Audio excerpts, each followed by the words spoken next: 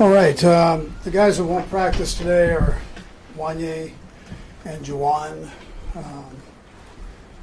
Wanye is going to take a little time here, but Juwan's making progress, and we'll just see how he does this week as he works through this thing. Trey, the rest of the guys are practicing today. Look forward to the challenge of playing, excuse me, playing the Chargers. Good football team, a great environment for a football game, and our guys are going to have a good week of practice this week and get themselves ready to roll. So with that, time's yours. Yeah, and he just won. Trey, do you feel good about where he's at right now? Yeah, well, we'll see how he does today. He'll be in there today, though. Yeah, just he's feeling better, though. You believe that Trevor Duffy kind of dodged the bullet with that hyperextended knee, or is there a possibility to see what he's at? Yeah, we'll just see how today. Let's see how today goes. He, he's been sore, so we'll see how it works through the week. But he'll go today and see what he can do. Coach, what have you seen so far from the guys? Like attitude-wise, attacking this week. I know this is an unfamiliar position for most you guys on the staff for a long time. What have you seen from them so far? Yeah, they want to get to work. That's kind of how they're wired, and so I think they're eager to get back on the field and get going. Everybody knows. I mean, they know where we stand right now. They know what's taking place, so very aware.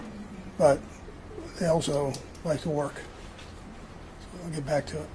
Andy, when you look at the receivers room, I know that had to be a very frustrating thing for them, and along with Travis too, in the tight end room. But just what's their room been like throughout the course of this, and just trying to make sure they correct their mistakes? Yeah, sure. These guys, they've got good hands, and they're proud guys that normally catch the football. So things happen in this business where you got to drop a ball once in a while. So you got to go back and you got to catch a few more balls at practice and focus in on it, and we go from there. Even on that topic, when you're calling plays, when you're designing plays, and those plays are obviously up with the dropped, how do you adjust versus react to those moments and those ones there? I got trust in the guys. I mean, that's not a common thing for the guys that have had some mishaps there. So they'll work through it. That's what you do. I mean, they're good players, and we're always looking at it from a coach's standpoint. Can we put them in better positions? We're never going to stop doing that either. Try to work to their strengths. Even he missed so much time last year and had the 6-game suspension to start this season. And just how interested, fascinated are you to see how Reid does respond to some of the mistakes he's had over the last couple weeks? Yeah, he's a tough dude, young guy with a lot on his plate, and he's powering through it to the best of his ability right now, and that's how he's going about his business. He comes to work and works, and it's unfortunate that he had a couple of these drops, but it's not for lack of effort or focus that way, but to say he doesn't have a lot of things going, there are a lot of things going there. Is part of it just due to the natural progression of trying to be a number one receiver, and defense is sort of identifying you more so than, say, in 2023 when he was a young player, obviously, in his rookie season? I don't think that. I think he understands that. And he's had some good games too. Mm-hmm. So it's not. We get locked in on the last couple here with the drops, and that's not normal for him. I know that Juwan's availability could shake it up, but just confidence in Pole if it has to be him again off the one start at left tackle. Yeah, it'd be good to see him again if he has if he's got to be in there. He showed some nice things. It's always a challenge the second time when they have tape on you. So you gotta if you're getting in there, you better keep practicing and detailing your work. Yeah, it's important. Coach, on that front, do you remember kind of what the amounts you guys liked that? So you brought it back when you had the chance to get him back. But remember what the conversations were and what kind of thinking was when you did end up losing him, and why you didn't make that initial 53? We took him originally just because we thought he'd be a Good player. You got to juggle the numbers, which is always a challenge. And so he got poached there, taken. And when he got unpoached, we poached him. It's pretty simple. We got him back here as quickly as we could.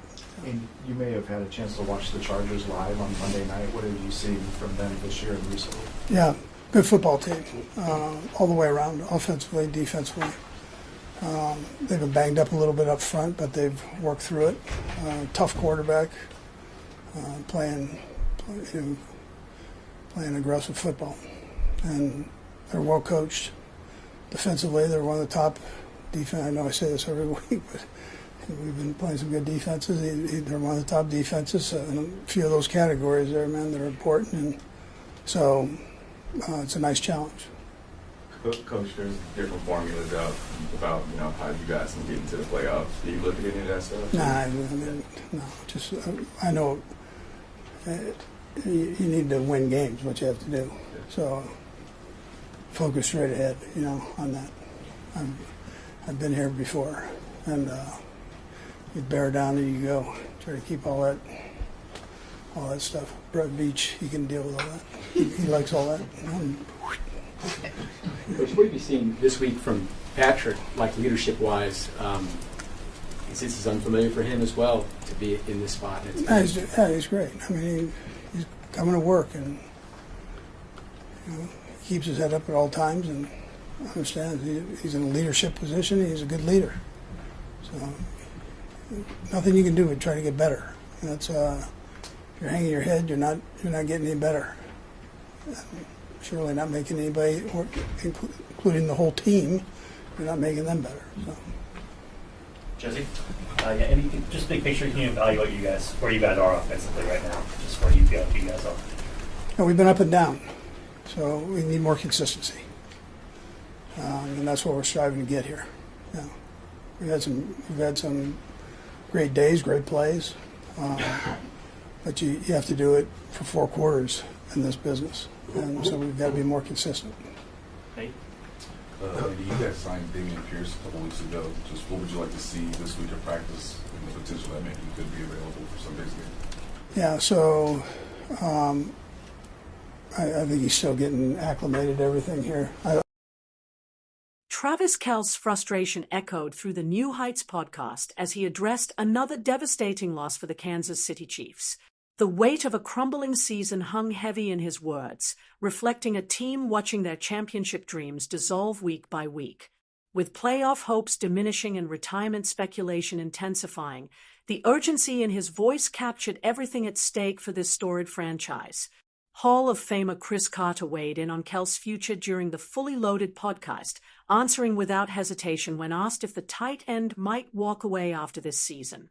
Carter explained that Kelce has reached a unique crossroads where opportunities beyond football aren't just possibilities but genuinely compelling options. Sometimes life presents an ideal exit that isn't forced but simply arrives at the perfect moment. And Kelce might be approaching that crossroads now. The observation resonates deeply because Kelce remains a dominant force, still central to Kansas City's offensive strategy. However, his influence has expanded dramatically beyond the gridiron. He's publicly committed to making his decision after the season concludes, following the path his brother Jason took when retiring in 2024, ensuring the Chiefs have adequate preparation time regardless of his choice. Despite the surrounding turmoil and offensive struggles, Kelce has remained a consistent presence, accumulating 60 receptions for 727 yards and 5 touchdowns through 13 games.